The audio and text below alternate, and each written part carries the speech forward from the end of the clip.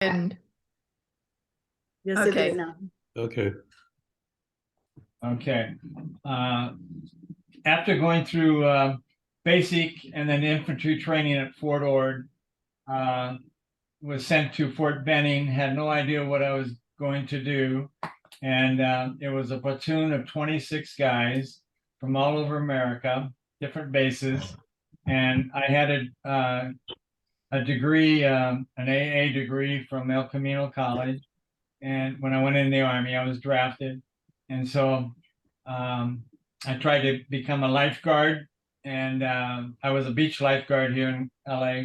And anyway, but that didn't work. So they told me the Army puts you where they want you. And so no control. Got there and I was processing in, and one of the clerks said, "Hey, you're a lifeguard, beach lifeguard." And he looked over his shoulder and he said, "We're surfers from Huntington Beach." And he said, "I could get you on our unit and you could go with us to Florida on the weekend. They go surfing." I thought, wow, not knowing why I'm there. So the next day we meet, and the training sergeant said, "Gentlemen, we're starting up the 49th Infantry Scout Dogs. Hadn't been activated since the Korean War." He said 50% of the casualties in Vietnam were from mines, booby traps, and ambushes. And he said a machine gunner in a battle, when he opens up with his machine gun, has 10 seconds to live. And he said, "Gentlemen, you have half the time of a machine gunner." And we all looked at ourselves, looked at each other, seats riveted to these bleachers that we're in, not knowing, this is the first time we're introduced to what we're going to be trained to do. So I prayed about it and felt the Lord wanted me to stay with the scout dogs. And so I went ahead and did the training. It was 8 weeks, actually 12 weeks. We got dogs. The Army got dogs from the Air Force. The Air Force would test the dogs, and they were all German Shepherds, and determine if they're a scout dog or an attack dog. And so our dogs were only doing scouting. We didn't do any training for attack.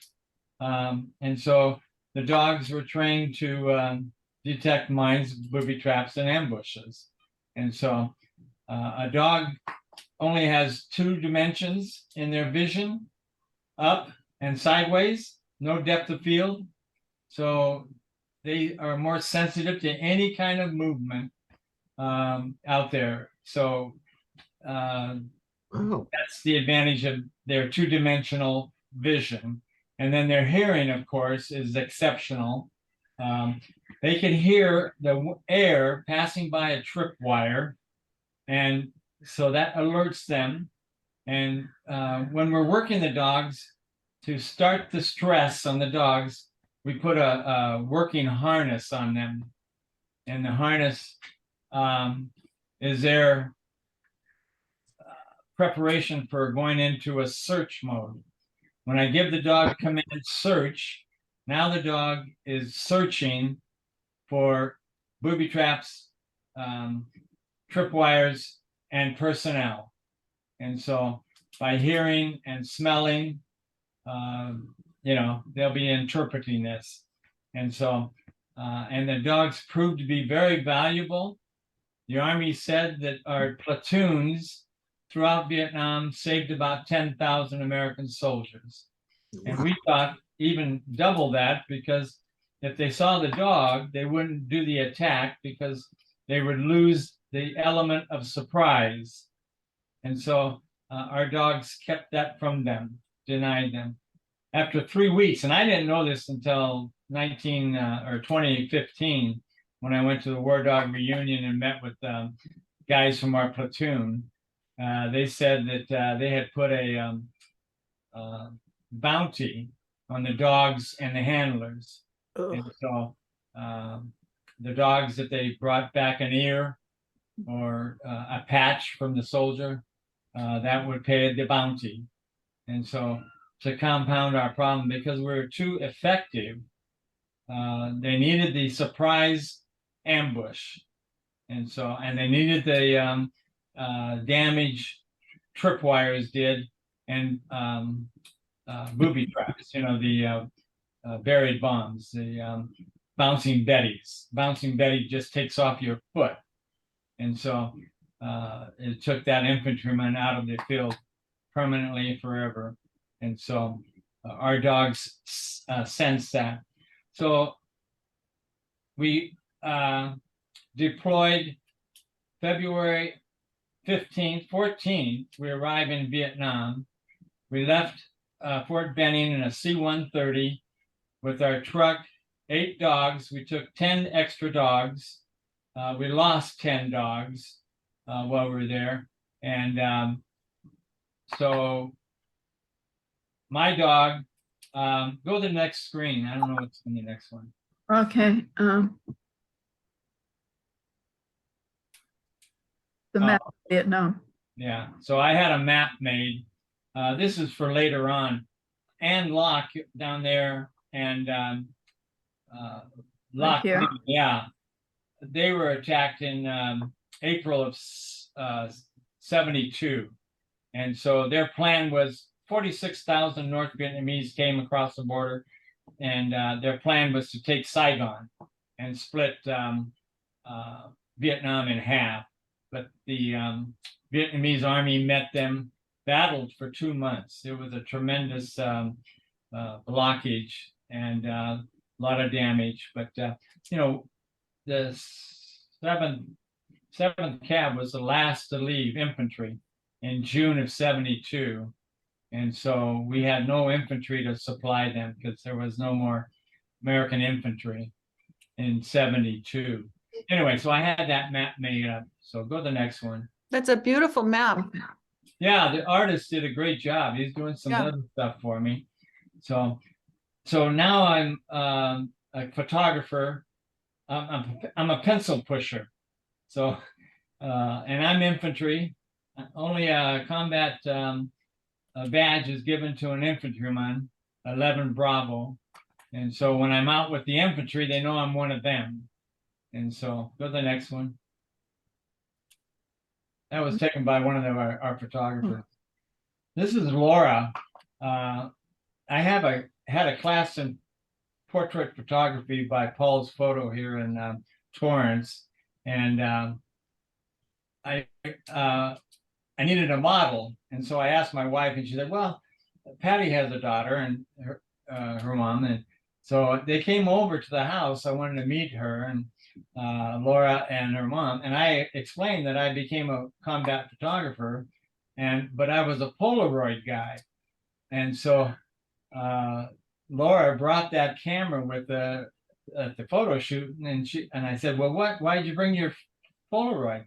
She said, "Well, that's for your book on Vietnam." And then it dawned on me that she saw something I didn't see. No captain in charge of photographers and writers, information.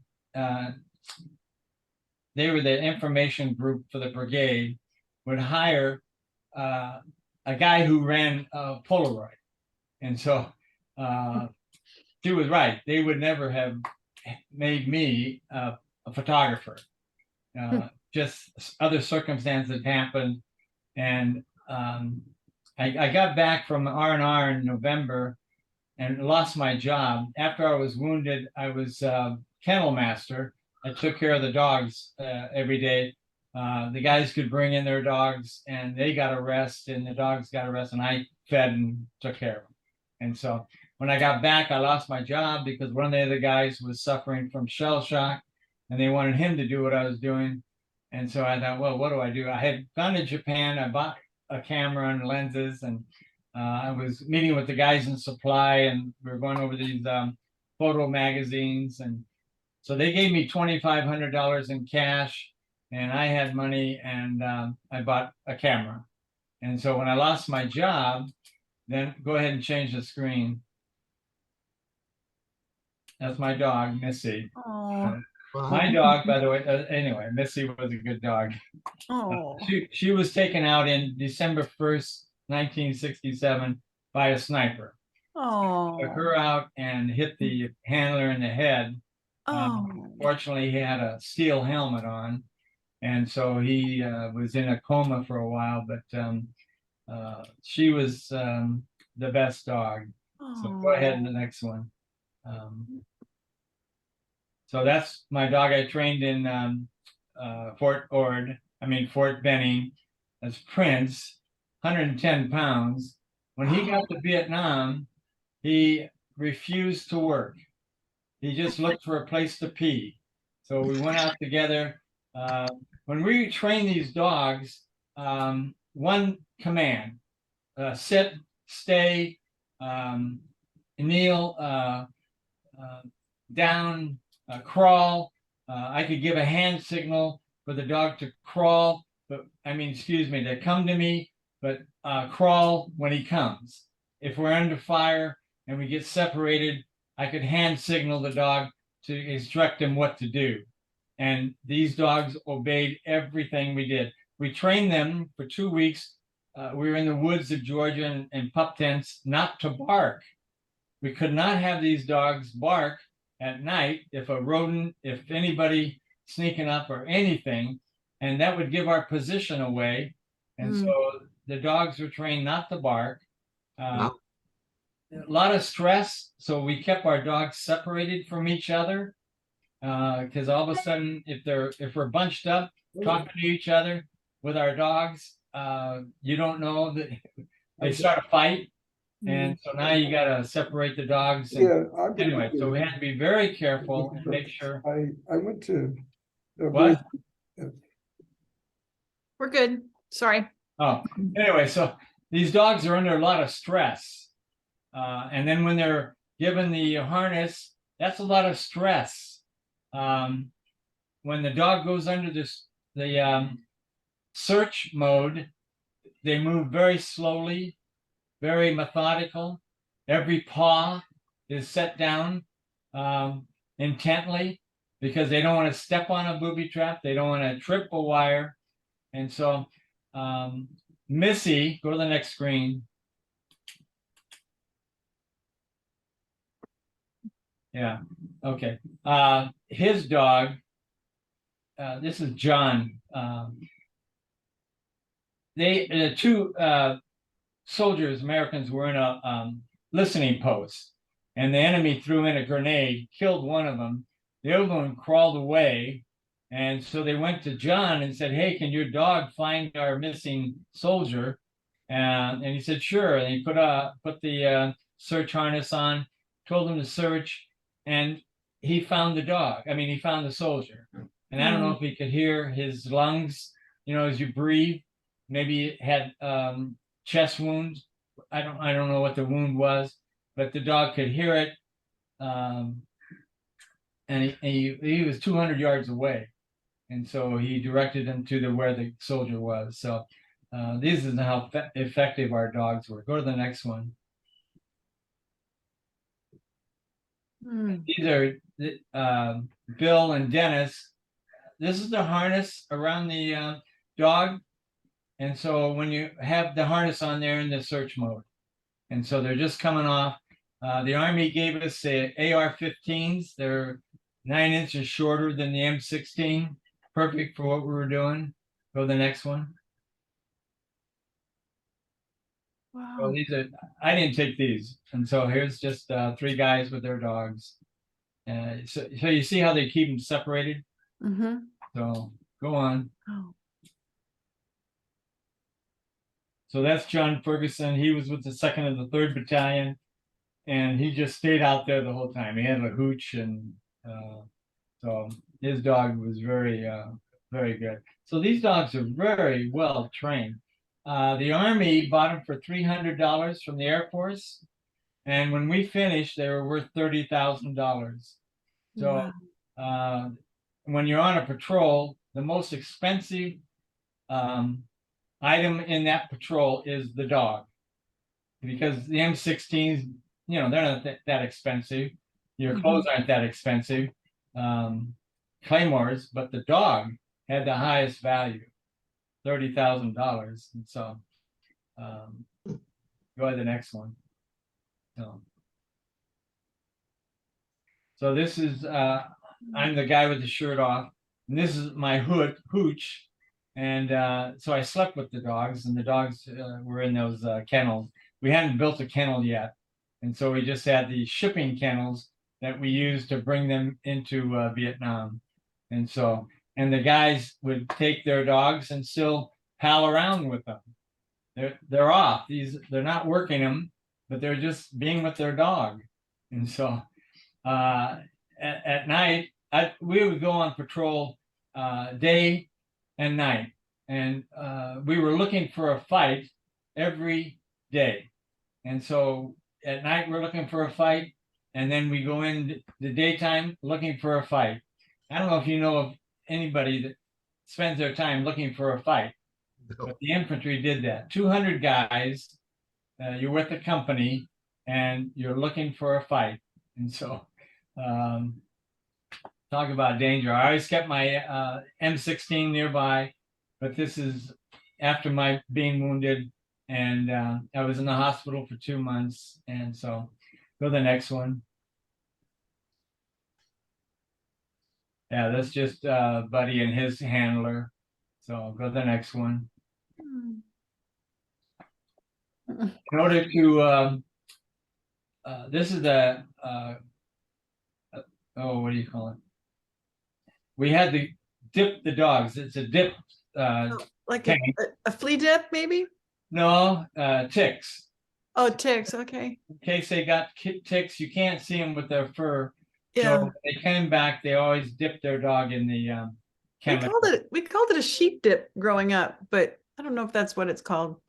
I don't know what it's called. The Army trained one of the guys was our medic for the dogs, and so he, kept the dogs in good shape. That was his job.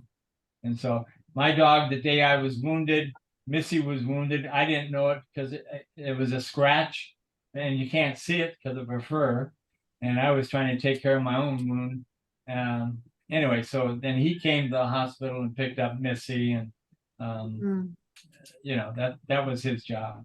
And so anyway, the dogs would be dipped in this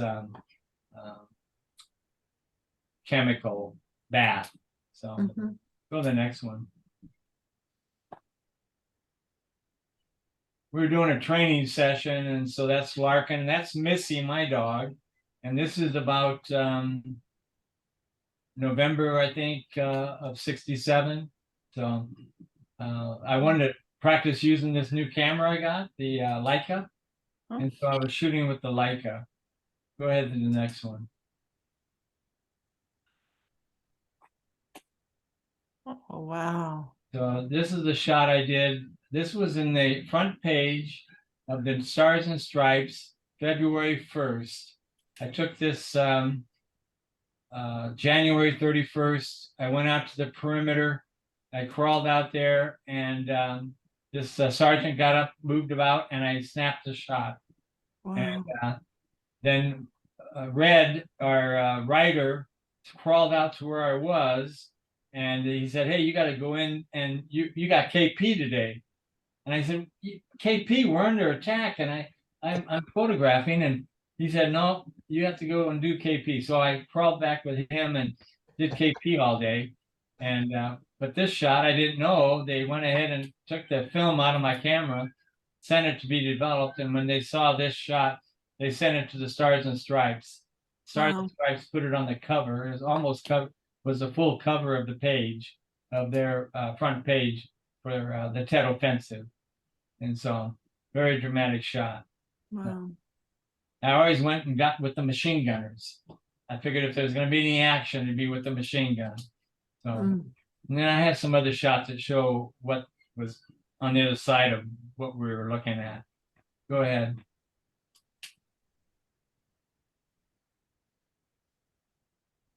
There's a different one, or Yeah, just go to the next one. okay. Oh, I okay. think what happened was it's a different side. Let's see. Oh, and it has this verbiage. What happened? We were something was going on at 2 a.m. on January 31st, And so I only had a 45. So I went to my old unit and I said, hey, Sergeant Berg was there and his Oh, squad, there was 6 of them. And so it made us 7. And I asked him, I needed a M16. I only had a 45. So one of the guys was on R&R. So he gave me his ammo bandoliers and I took his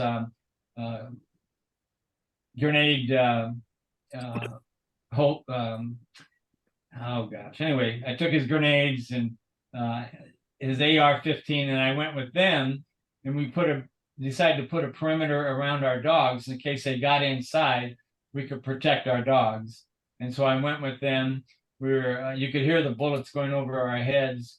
And as soon as dawn came, then I went to the office, got my camera, and then I went out to the perimeter, and that's where I caught this shot. Was this down in Saigon area? We were north of Saigon. This is our base, the 199th Infantry. This was our main base. And then all the battalions had other bases. The 199th was part of the perimeter defense for Saigon. There were 14 battalions. And so we were part of the defense of Saigon. And the Army, because they were expecting an attack in January, they moved 13 more battalions around Saigon. So now we had 27 infantry battalions. A battalion has 800 troops. And so within hours, Saigon was retaken because we moved all of our troops into Saigon. The Vietnamese, this is their holiday. And so they didn't have, they couldn't pull because everybody's on, let's like our Christmas, everybody's on leave. And so, and they had a truce last year, the year before, the truce held on, but this time they broke the truce, declared that the truce was over, and then they attacked. They fired 90 rockets and hit nothing. I have a picture of they hit near a shower, but near the right next to the shower was a barracks with 100 GIs in it. So they fired 90 rockets, didn't hit a thing, and so of consequence. Go ahead. okay. So this got me my job as a photographer. I have a brand new camera, lens, and so I met on coming back from Japan on my R&R, I sat next to a guy who was a lab technician at the base next to our base. So he's a photo lab technician. So we were chitty-chatting for 2 hours, whatever it was. And he said, hey, if you ever need anything, you know, let me know. I can get it for you. So when I found out I lost my job, I couldn't take my Polaroid. I took my camera, I had a Pentax, and shot this shot and had him, I did 4 shots that he blew up, 16 by 20s, and mounted them. And I took the 16 by 20 mounted photographs, took them to the captain who's in charge of our information services for the brigade. And then he decided to make me a combat photographer. So that's one of the shots that did it. So that's Wow. on the back of our book, by the way. Go ahead. That's another shot that I did for giving to the captain. Wow. So I was up early in the mornings capturing the sunrise. So go ahead. Okay. So now I'm assigned to the 4th of the 12th. This is after I'm a photographer. By the way, the photographers and the lieutenant were scared to death to go out with the infantry. And so I was the right guy to join the infantry because I knew what I was doing, and I love the infantry guys. And anyway, so this is their fire base. They set up on December 5th, 1967. They were getting mortar fire from the enemy. And so they sent out a company They had the azimuth where the mortars were coming from. So the company went out with 4 dog teams. And so the captain decided where they were. Our dogs alerted. The dogs alert was so strong, the dogs were shaking. And the captains, the platoon lieutenants, the platoon sergeants ignored the dogs. They lined up 130 infantrymen and marched them to the ambush. When they got 30 yards from the ambush, they opened up on them. 84 wounded, 31 killed, 16 walked out. And all because they did not obey the scout dog alerts. Mm. They ignored them. And our philosophy was, if you ignore the dogs, lives died. And if you honored the dogs, lives were saved. But this captain, Captain Comey, decided to ignore the dogs alert. Because the dogs knew exactly where they were. They could see them. They could see their bunkers. And they were within 30 yards and they couldn't see them. But our dogs knew right where they were.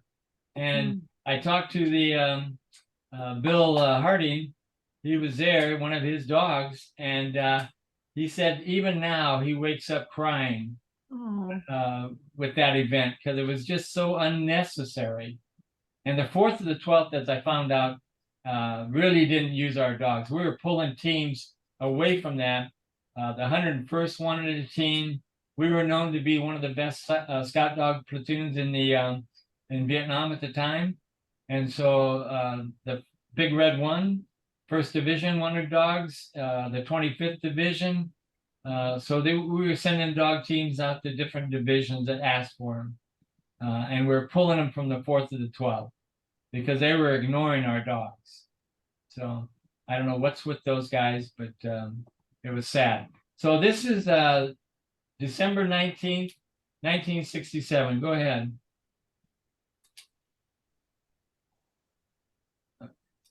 Oh, okay. We're mixing 2 operations. So this is the 2 operations I do. One was Christmas, December 19th, and then this one was in January, and it's an operation to set up a perimeter for the Australians to come in. The Aussies and Americans were shoulder to shoulder all the time, and so we set up a perimeter for them to bring in their Chinooks. Chinook is the most least defensive weapon that you could have. They have no weapons on them, and all they do is transport troops. 48 troopers in each Chinook. So anyway, I was there shooting everybody what they're doing. Go forward. Okay. And here's the Australians coming in. Oh, Did I- Yeah.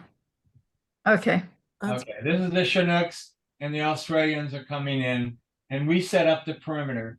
Nobody ever went in and set a perimeter for us to protect us, but we were doing this for the Australians. If we went into a hot LZ, that was,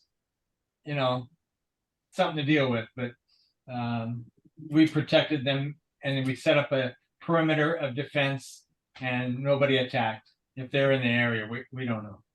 Anyway, so that's the Aussies coming in. They have different weapons. You could tell they didn't wear helmets like we had.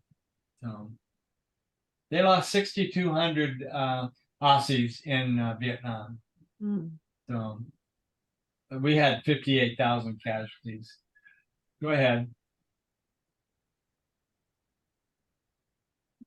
Sorry. Yeah, this is just loading up. I marched in with the a company because we were the first ones to come in.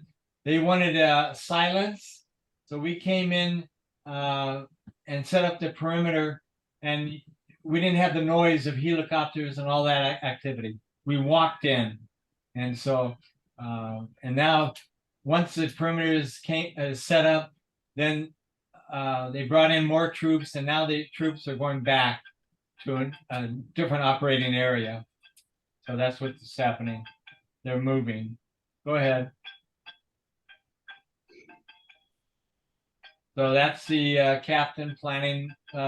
Whenever you move infantry, you had to set up your artillery, let them know where you're going to be, so the artillerymen could set up their maps and know where we're going to be if we called in artillery. And so you had to plan for the next move. And so that's what they were doing, planning on the next move, because he was pulling out a company. So, company commander. Go ahead.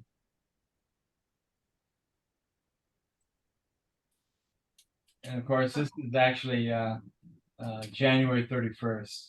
They're heading into Saigon. Go ahead. That's a neat I didn't image. shoot that one. Wow. Yeah, this one, I think if I, oh. Oop. Oh, too small. Okay. Oh. That Where way, were you? Were you on a plane or something, or to get that shot? What's that? I was think just he said wondering. this wasn't his image. Is this your Oh. image, Richard? Oh, I didn't take the shot, but this is shot by one of the other photographers. Got Oh, it. We only had two photographers, myself and Dave. And Dave was a trained photographer. That's what his MOS was, photography. Mm-hmm. He had 8 weeks of different cameras and how to develop the film and all that stuff. I Mm. never had all that. wow. So they just gave me a Leica. So of the 13 battalions moved into Saigon or outside of Saigon, this is the 11th Cav. They had 48 tanks. And this is the Duster. This fires, you can see their rounds, 20mm rounds. They can fire Oh. 240 rounds a minute. The communists hated this tank because it was devastating.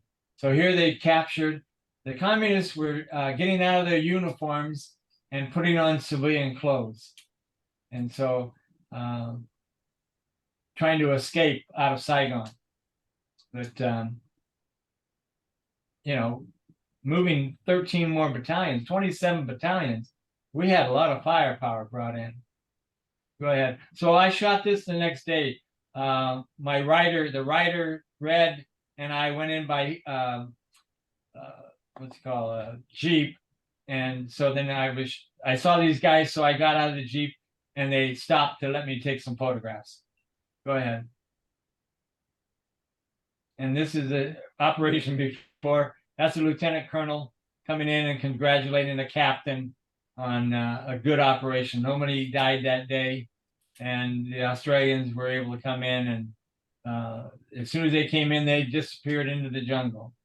So, go ahead. But you see how sharp these photographs are. Mm-hmm. Stuff you see from Vietnam are out of focus. They're not focused on anybody. So I was assigned to Bob Denver for a couple hours. And so he was wanting to meet the infantry guys. So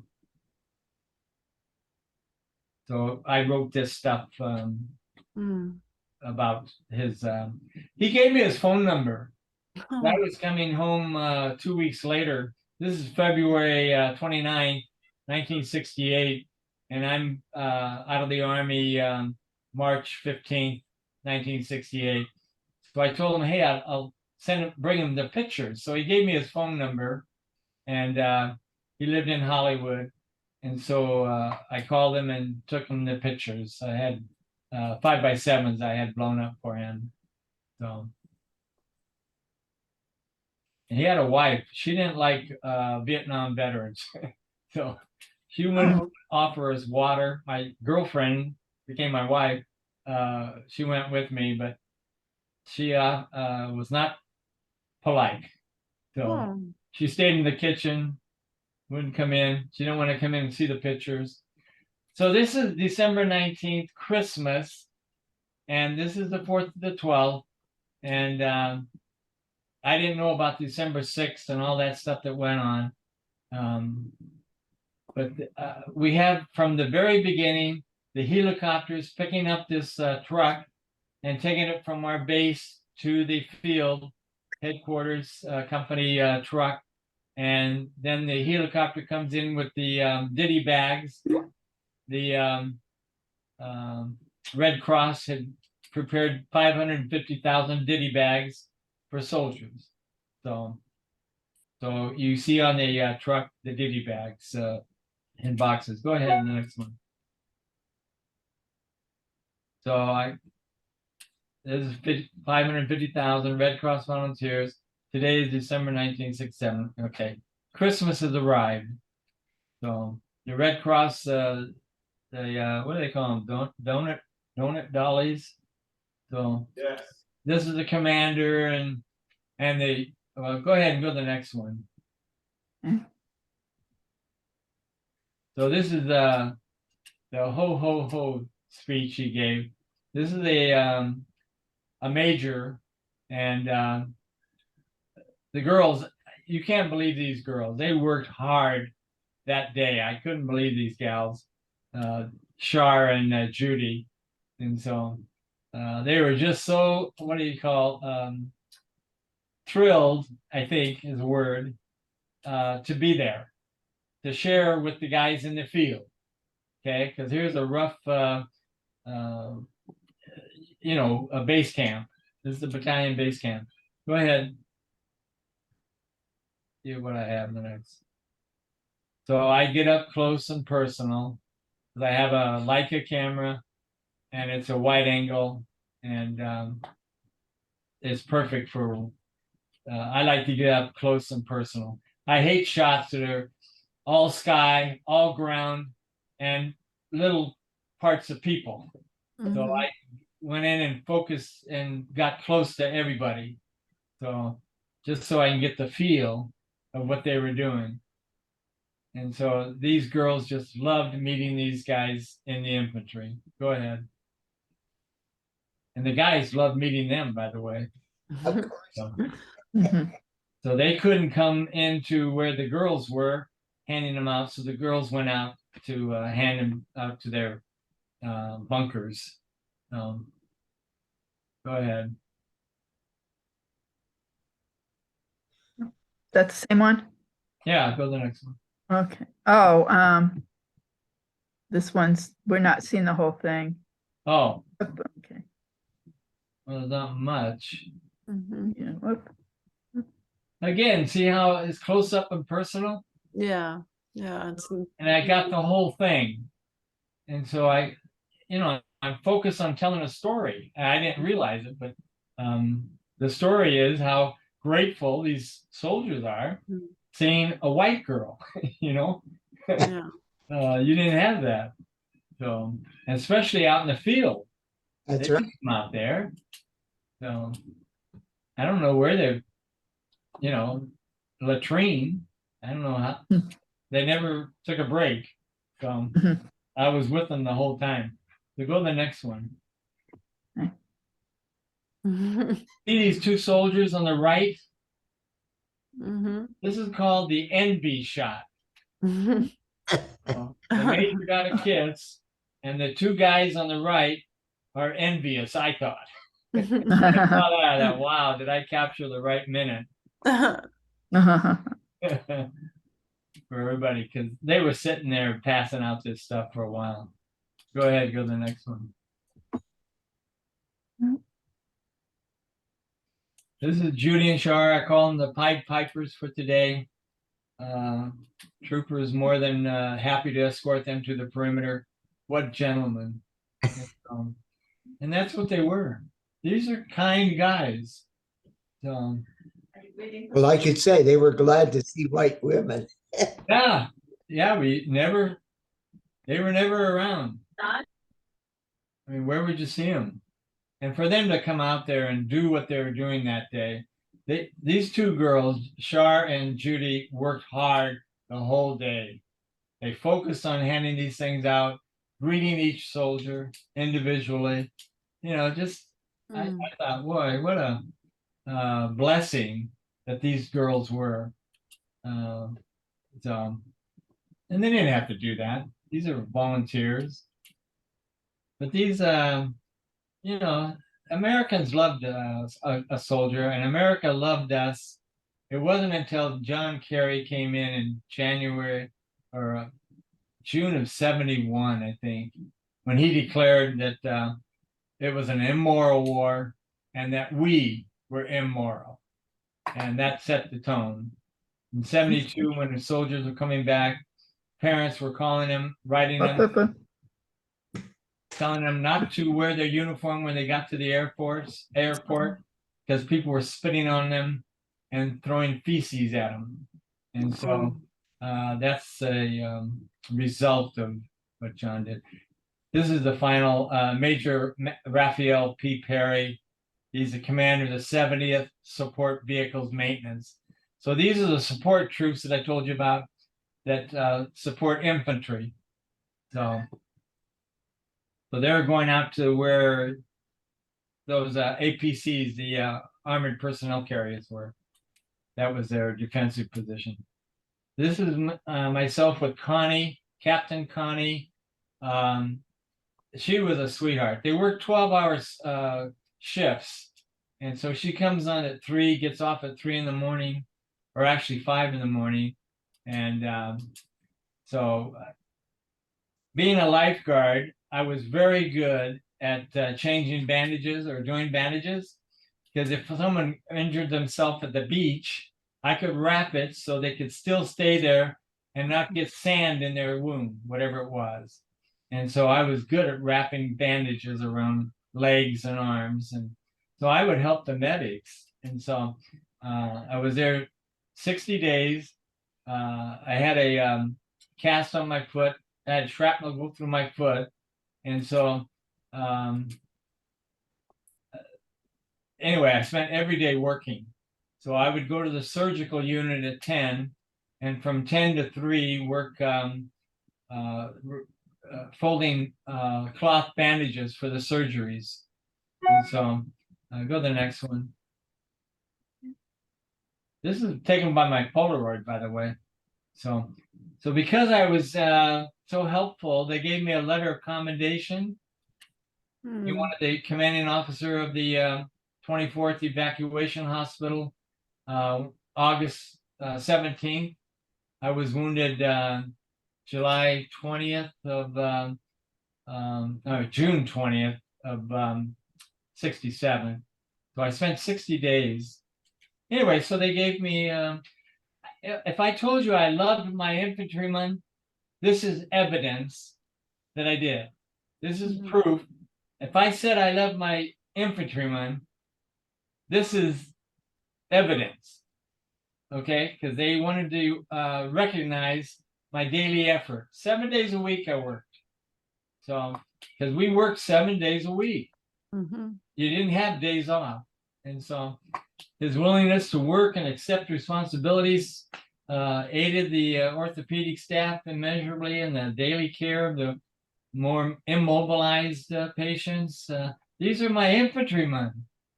These are guys they would die for you. You don't know a guy like that, but they would.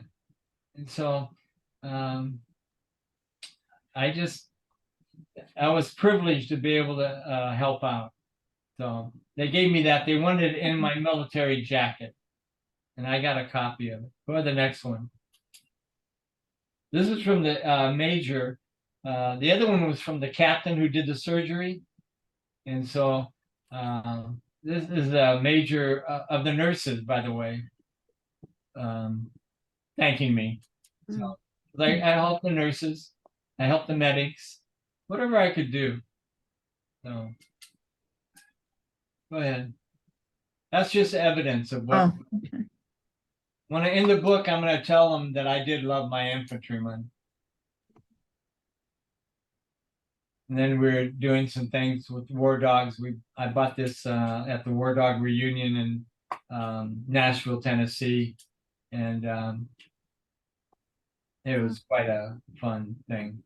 So I wanted to have this in the book, talking about the dogs. Go ahead. And Laura then, she was great at posing, by the way. I didn't have to tell her what to do. She just did it. So I asked her to put on the hat. She did, and that's what we captured. So I love photography, by the way. So go ahead.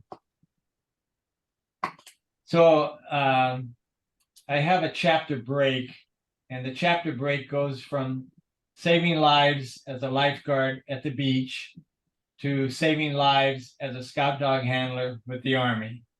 And I couldn't have chosen a better occupation than what the Army assigned for me to do. And so this is the dory. The lifeguards in 1920s and the 30s, this was the power boat for lifeguards on the beaches. If they had a rescue to take for a boat in distress, the dory was rowed out by lifeguards. In 1969, lifeguards were the first ones when the airplane went down, December 69, leaving from LAX. It crashed in the bay. And so our lifeguards were the first ones there that morning or that night. And so I saw pictures of what they photographed. I drove down to Marina Del Rey when I saw it on the news that the plane went down.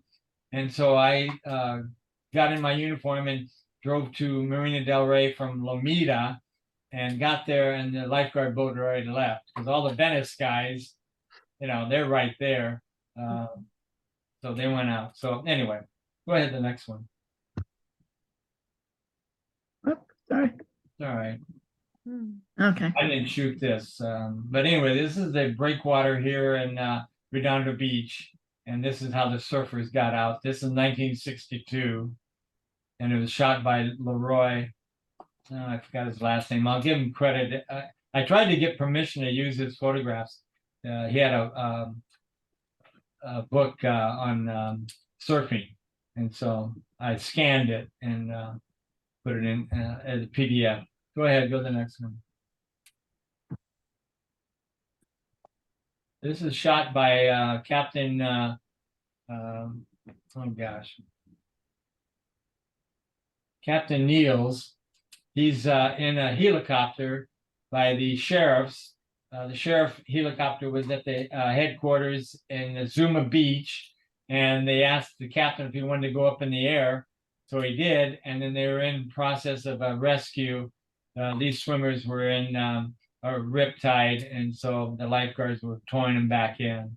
So, and we have a lot of other shots, but and we have a shot of the lifeguards swimming out to this rescue. 2 lifeguards. They're such powerful swimmers. They're pushing a wave of water in front of them. And I don't know if you've ever swam, but you cannot push a wave in front. You're not that strong. But these swimmers, these lifeguards are powerful swimmers. And so Zuma Beach, they got the fastest swimmers went to Zuma because it is a rough beach. And so big surf. And so they wanted the best lifeguards. LA County ran Zuma Beach.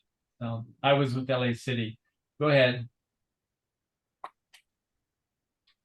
So this is my Polaroid I shot, and this is Dennis, my roommate. I lived with 2 other lifeguards, and Bill's a lifeguard too. And so anyway, they were out surfing before they went to work, and so a Polaroid. That's all I had.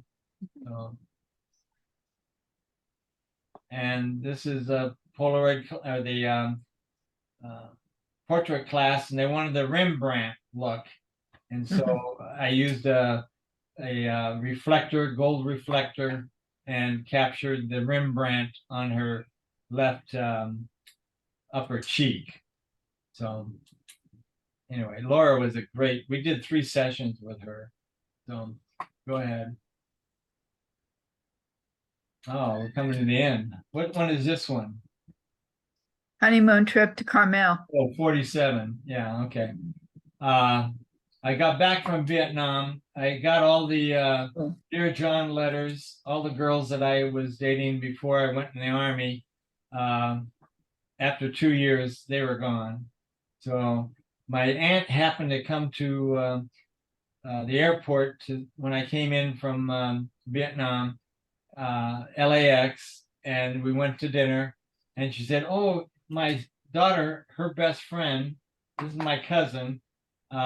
You should meet." And I said, "Well, why don't you have us over for dinner to your house?" And she said, "Oh, okay, I'll do that." So anyway, after a week, I called my aunt and I said, "Hey, why don't you give me this girl's number? I'll give her a call." And so I called Kathy, and my roommate and I were going to Pasadena to see Simon and Garfunkel.